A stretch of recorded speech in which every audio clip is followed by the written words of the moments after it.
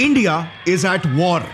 आज जब आप ये वीडियो देख रहे हो तो भारत के 28 राज्यों में से कम 15 राज्यों में जंग जारी है। 8 security forces personnel were killed by Maoists in the jungle area of Kutru in Chhattisgarh. Jammu के पुंछ इलाके में आतंकियों ने भारतीय सेना की एक गाड़ी पर घात लगाकर हमला किया। The residents of Kishtwar in Jammu and Kashmir are patrolling to protect themselves from terrorist attack. Khalistani terror group has claimed responsibility for the attack in Taran Taran. 15 अगस्त 2024 जब पूरा भारत 77th इंडिपेंडेंस डे के celebration में busy था, तब हमारे ही देश का एक राज्य अपने 78th इंडिपेंडेंस डे का जश्न मना रहा था।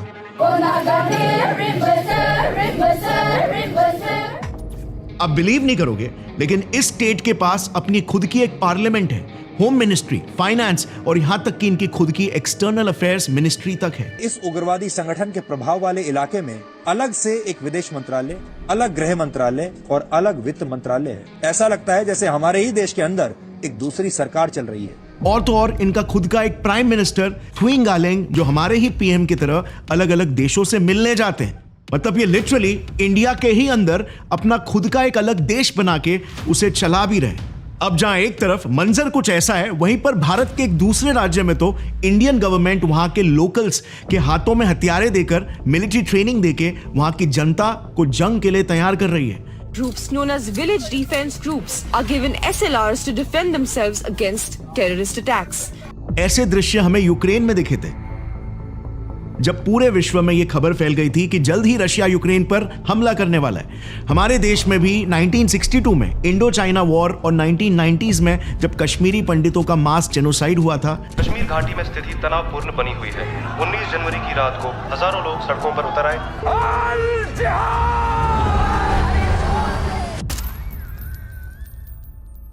तब हमारे देश में भी इंडियन गवर्नमेंट ने सिविलियंस को मिलिट्री ट्रेनिंग और हथियार दिए थे, सिर्फ सेल्फ डिफेंस के तौर पर। लेकिन अभी ये अचानक से इस मिलिट्री ट्रेनिंग की शुरुआत फिर से हमारे देश में क्यों हो रही है?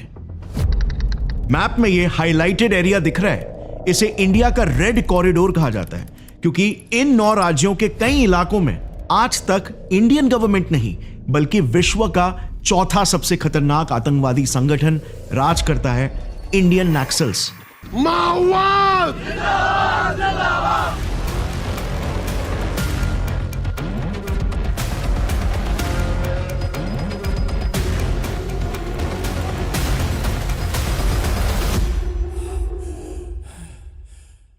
तालिबान, आईसिस और बोको हराम के बाद इंडिया के ये नक्सलवादी माओइस्ट पूरे दुनिया के सबसे क्रूर आतंकवादी माने जाते हैं, क्योंकि इनकी 20,000 सैनिकों की एक विशाल सी सेना है जो अपने मकसद को अंजाम देने के लिए किसी भी हद तक जा सकते हैं। मकसद हिंदुस्तान से लोकतंत्र, डेमोक्रेसी को हटाकर इंडिया को नॉर्थ कोरिया के जैसे एक हार्डकोर कम्युनिस्ट देश बनाना। इंडिया के इसी रेड कॉरिडोर में हजारों ऐसे गांव हैं जो कंप्लीटली नक्सलाइट इन्फेस्टेड है, और इनकी पूरी दुनिया ही हमसे इतनी अलग है कि आपको विश्वास नहीं होगा कि ये गांव वाकई में इंडिया के है। गवर्नमेंट ऑफिशियल्स, इंडियन आर्मी और यहां तक कि उन गांवों के लोकल लोगों में अपना खौफ फैलाने के लिए ये नक्सलवादी लोग एक्सट्रीमली इनह्यूमेन तरीकों का इस्तेमाल करते हैं, जैसे अपने दुश्मनों को जिंदा जला देना, पब्लिकली उनका सिर काट देना और उसे रिकॉर्ड करना, लोगों को भीड़ के सामने 3rd डिग्री टॉर्चर देकर उन्हें तड़पा तड़पा कर मारना, और सबसे खौफनाक, मर्डर करने के बाद उनकी लाशों को गांव के चौराहों में, पुलिस स्टेशंस के बाहर या फिर यूं ही पेड़ों पर लटका देना, ताकि पूरे इलाके में इन कॉमरेड्स की दहशत फैल जाए और कोई फिर इनके राज को दोबारा से चुनौती देने के बारे में सोचे तक नहीं। इन नक्सलियों के नियम कायदे भी बहुत ही क्रूर होते हैं। हर गांव में हर एक परिवार को एक बच्चा नक्सलवाद को कुर्बान करना होता है। वो जबरदस्ती उसे बचपन में ही अपने बेरहम दुनिया से वाकिफ कराते हैं, ताकि बड़ा होने के बाद वो बच्चा दूसरों पर तो छोड़ो, अपने ही खुद के परिवार पर भी जुल्म करने से कतराए नहीं। जाहिर है, भारत के संविधान, कायदे, कानून कुछ भी नहीं मानते ये लोग। इनके खुद के अपने जन अदालत होते हैं, यानी कि पीपल्स कोर्ट, जहां पर ये कानून को बनाने से लेकर सजा सुनाकर पब्लिकली एग्जीक्यूट करने तक सारा का सारा काम भारी जनता के सामने ही करते हैं। माओवादियों की कार्यशैली, उनका अपना संविधान, उनका अपना कानून है। माओवादी जब भी किसी का अपहरण करते हैं तो उसे जन अदालत में सजा दी जाती है। इनके गांवों में इनकी खुद की अपनी ही एक पैरेलल गवर्नमेंट चलती है, जिसमें इनका नेशनल फ्लैग, नेशनल सॉन्ग और यहाँ तक कि नेशनल डे, सब कुछ हमारे देश से एकदम अलग पैरेलली बनाया जाता है।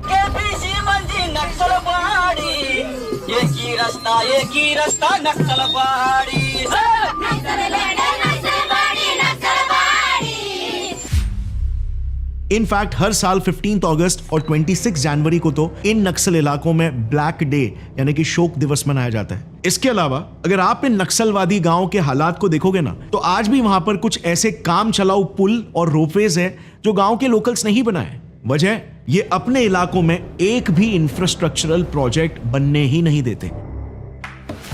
Government roads, hospital, schools, India के ये माओइस्ट सब कुछ तबाह कर देते हैं। इनफैक्ट लोगों को गवर्नमेंट की कोई स्कीम इस्तेमाल करने पर या फिर इवन वोट देने के लिए भी ये बहुत ही क्रूर सजा सुनाते हैं, जैसे उंगली काट देना या फिर भरी सभा में उन्हें खूब पीटना। अब सोचो, इन्होंने तो छत्तीसगढ़ के सिटिंग होम मिनिस्टर से लेकर साउथ के बड़े बड़े एक्टर्स तक को अगवा करके, किडनैप करके उन पर अटैक्स करवाए, तो फिर गांव के बेचारे लोकल्स क्या ही चीज है।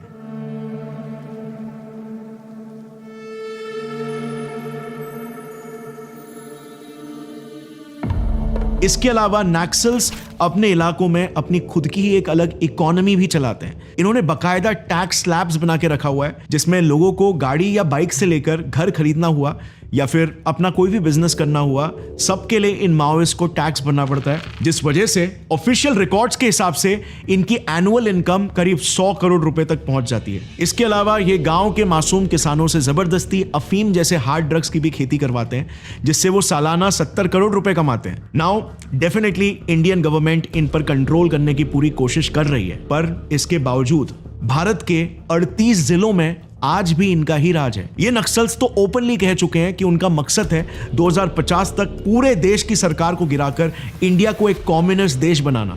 अब जहां इंडिया के इन 9 स्टेट्स में नक्सल कॉन्फ्लिक्ट शुरू है, वहीं पर इंडिया के पूरे नॉर्थ ईस्ट में अलग ही भसड़ मची हुई है। हमें अब तक सिर्फ ये पता है कि मणिपुर जल रहा है, जो कि सही भी है, which is true.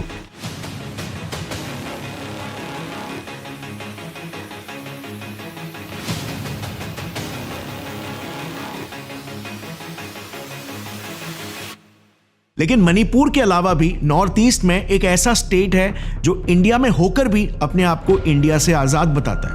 We are proud to be descendants of such a warrior race and I refuse to acknowledge myself as an Indian citizen. साल 1946 नॉर्थ ईस्ट में देश की सबसे पहली सेपरेटिस्ट रेबेलियन की शुरुआत हुई थी। कश्मीर से नहीं बल्कि नागालैंड से।